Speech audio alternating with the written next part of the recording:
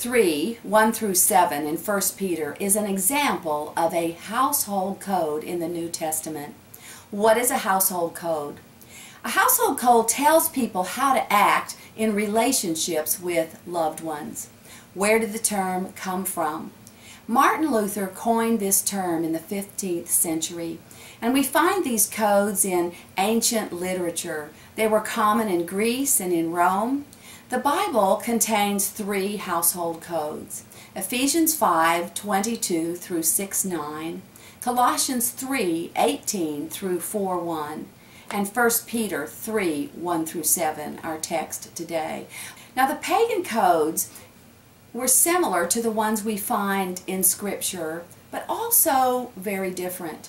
And one big difference was that the pagan codes did not include instruction to the powerful people. In the pagan codes, there was no instruction to the men, to the husbands, to the fathers, to the masters, only instructions for the vulnerable people, the women, the children, and the servants. Now, as we look back in history in the 1st century, just like today, some of the powerful people were kind to the vulnerable people, and some of them were not. Some of them were insensitive, self-absorbed, even abusive. And in many places today, we still find that, and particularly when people don't have Christ. Now, you might look at this and ask, well, why didn't Jesus do something to change this? And I would answer, well, he did. Because the Bible introduces an entirely different kind of household code. The biblical household code reflects new values to produce new kinds of relationships. For the first time, men and husbands and fathers are also addressed, and their power is limited. And there are actually consequences if they take advantage of the vulnerable people. Paul is painting a brand new picture of family relationships, and it's a revolutionary picture for that time. So keep this in mind as you study the household codes in 1 Peter. Now, this is nice to know, but if you're struggling with submission, it still sounds like one group of people has to give in to the other group of people.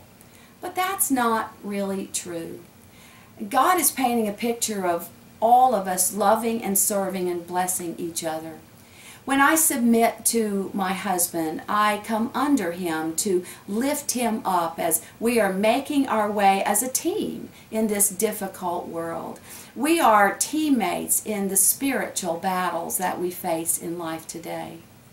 Submission means that I am willing to give of myself for good and for long-range purposes.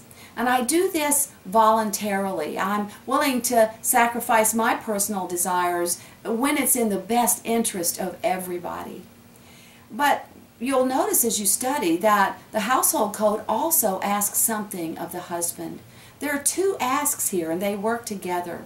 God asks the husband to love and respect and honor his wife.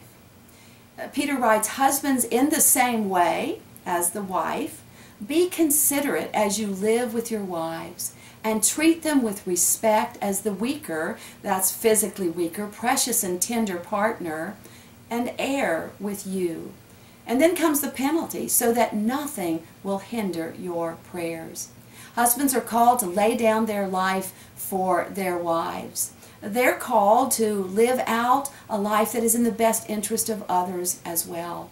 And as husbands and wives do this, they come under each other and lift each other and treat each other well, and up, up, up goes their relationship. I hope looking at this passage in light of the original audience has been helpful for you. Peter, Paul, a lot of these guys get a really bad rap for their view of women. But I want you to see that these early New Testament writers are actually defending the vulnerable. These codes were protecting women and children and servants, and Paul was elevating their status. We see a beautiful picture of reciprocal love in the Scripture, and it's our calling to live out this picture.